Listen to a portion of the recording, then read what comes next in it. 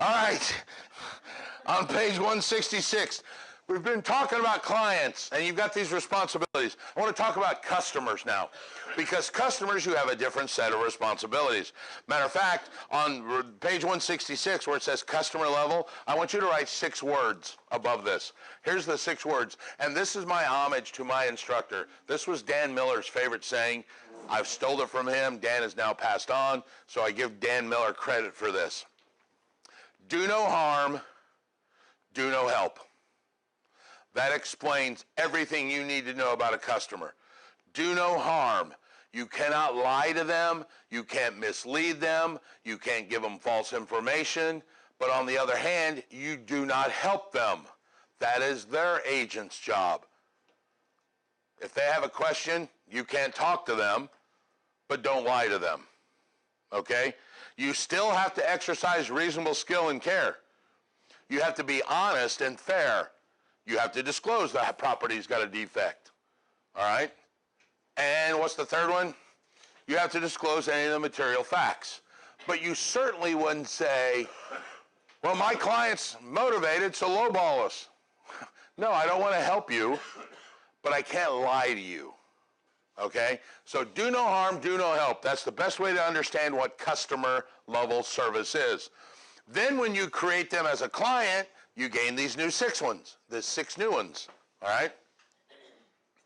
Now, there is a term where opinion versus fact. You are allowed in Indiana, some states are different, to give an opinion. It is called puffing.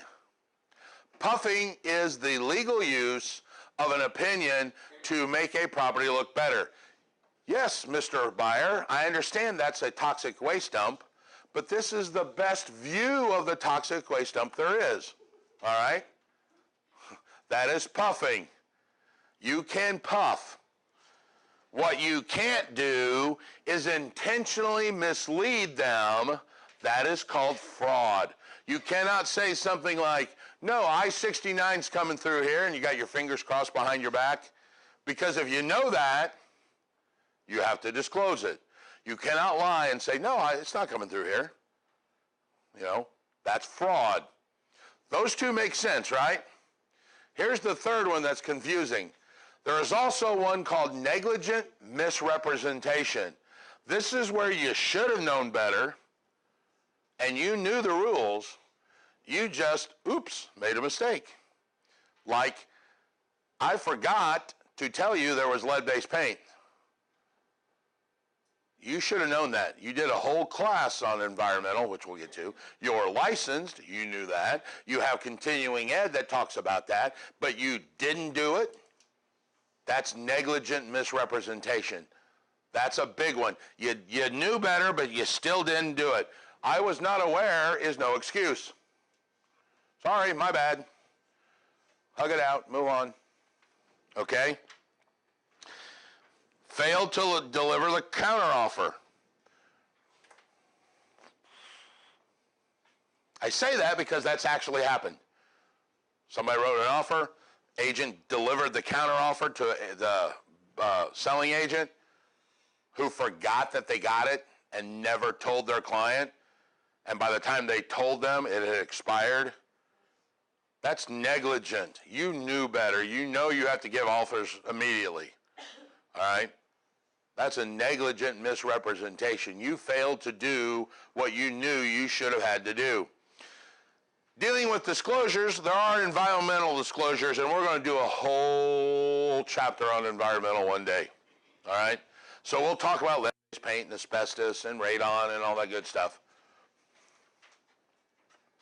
You also got property disclosures. We talked about material defects. A material defect is one that's known, like there's a hole in the roof. Welcome to our open house, but there's a hole in our roof. All right? There is another defect that I want to talk about called a latent defect. Latent defect. A latent defect is a defect that may be there, but it's not immediately recognizable by someone other than a trained professional, like termites, right? Termites would be a good example. Now, you guys know you can't use the word termites, right? They're now termite Americans. No, actually you can't. We are not trained in the ways of termites. We're called WDIs, which is weapons of wood destroying insects, because you are not trained in what a termite looks like. So you'll see a lot of inspectors put WDIs, because it could be a termite, could be a carpenter ant, could be something else. But here's the point. If I was saying, I'm going to sell you this room, look at this room, looks pretty good, right? So we have an inspection and they find termite in the walls. And let's say he's classified so he can call it a termite, he went through the training. That would be a latent defect because I didn't know it, my owner didn't know it, nobody knew it until we actually had inspection. What's the other one that you just mentioned? Mold. Can't say mold either. Got to say a black like furry substance. Got to be trained to say mold. Point being is that could be another latent defect. I didn't know that. All right? But here's the kicker. A latent defect actually will become what? A material defect once it's known. So I say, welcome to our open house. We got a hole in the roof. And apparently we now have termites too. Because the last buyer had an inspection and now we know we got active termites. So that latent defect eventually should become a material defect. There was a lawsuit several years ago where got to follow me on this, Realtor A listed the property for sale, had an offer come over, they inspected it, they found a defect that wasn't known, so the deal didn't go through. Realtor A's listing expired. The seller hired Realtor B because Realtor A, finger quotes, didn't do his job. Realtor A saw Realtor B's listing on the MLS and noticed that they weren't disclosing what they had found in the first inspection.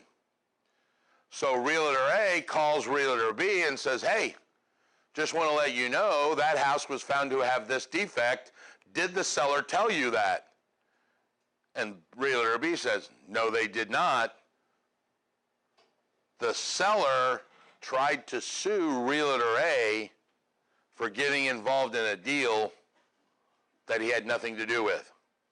They found in favor of Realtor A that he in fact could have called the B and said, hey, there was a problem and you need to disclose that or you're in trouble, because the seller knows it, because I was the agent that was there when they had it. That, I don't want to say it's common because that would imply it happens a lot, but that's happened 4 or 5 times where I've talked to other agents and they go, hey, I know that house has got a defect. I was the listing agent on it last year. So, we talk about that.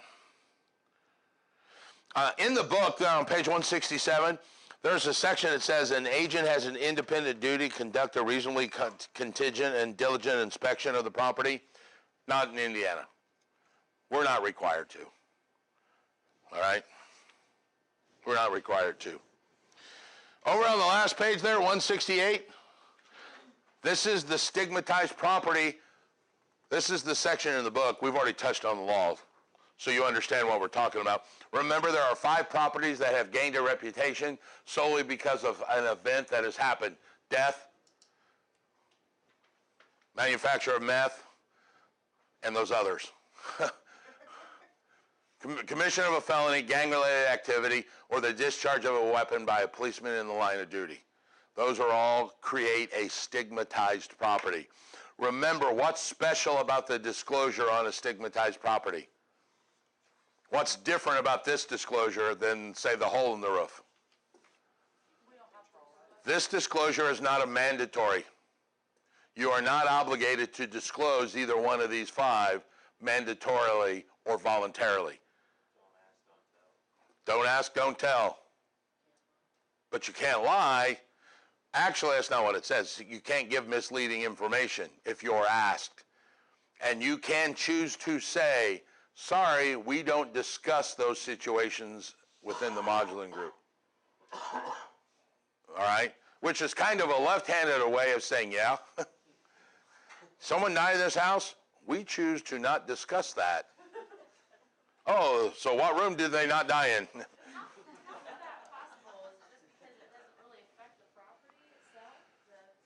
How is what possible?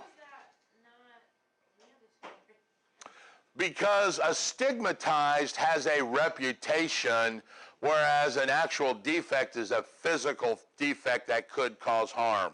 Theoretically, if someone died in your house, there's not going to be another person that's going to die because that person died. But if you didn't have your roof on, they could drown in the rain. So because it's not really considered a defect, because there's no harm to the new buyer because of that reason. It may be an unwanted situation, like I don't want to live in a house where there was a felony created. That's why, and before you ask, that's why there's a question right now about the meth. Because theoretically, meth could linger around and could cause some harm. So there is some questions going on right now in the community about should we disclose meth houses. Now, there is a question on the sales disclosure that says, are there hazardous chemicals stored? If it was a meth house, I don't have to disclose it was a meth house, but I darn sure have to put yes, there was on that sales disclosure. And that might be the key to the new buyer going, hey, what were those hazardous chemicals? And I don't even know what they are. What are the ones that you can't go buy? You have to now get the ID because they were buying them over the counter. Sudafed? How'd you know that? So I've got a friend. Yeah, whatever. Yeah, so if they put propane or whatever you need to cook in there, that might be a clue for one of y'all to go, hey, why was there hazardous chemicals? We at the modular group choose to not talk about that. Okay, got it.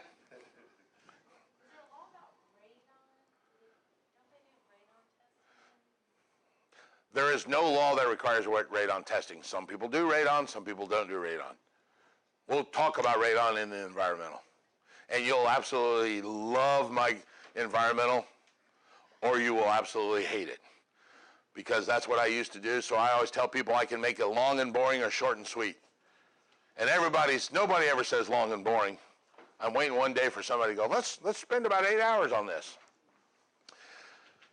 So stigmatized property is not voluntary. Megan's Law. You guys know what Megan's Law is? This is the sexual offenders list, right? This is a non-reporting list. What I mean by that is they don't mail that list to people out and say, hey, these people moved in, these people moved out. It is one that you have to go and check on. So if someone says, are there any sexual offenders in the neighborhood, your pat answer you should learn to say is, I do not represent the neighborhood. I can tell you everything about this house, but I'm certainly not going to tell you about anything in this neighborhood one way or the other. I don't want to say, yes, there is, and cost my client the sale, because I could be violating my care. And I certainly don't want to say, no, there's not, and there might be. Is that what you call steering? That wouldn't be steering, no, because that's not a protected class. You just don't want to represent something that you don't know, because what if you said, yeah, that guy across the street's on the list, and you're wrong? That's liable. I mean, you could, and if I say, yes, there is, and there's not, and the guy says, well, I got daughters, I'm not buying here, and he leaves, your client says, you didn't follow your responsibility and represent me by saying no, so you cost me a sale, you're in trouble. So what you should say is, indianasheriffs.org, that's a website, watchdog.com, or whatever they are. Do your own inspection. If you call me back and say that you found several sex offenders living in the neighborhood and now you don't want to buy, cool, that's fine with me. But I'm certainly not going to say yes there is or no there isn't even. Either one of those. I don't represent the neighborhood. I represent this house. I don't know anything else. Any questions about agency and how it works out? No? Tomorrow we're going to actually talk about how to create the agency. We talked about agency today. We talked about how it's created, and how it terminates. Tomorrow we're going to talk about the forms that we would use to actually create it. All right? Are we good? Have a good day.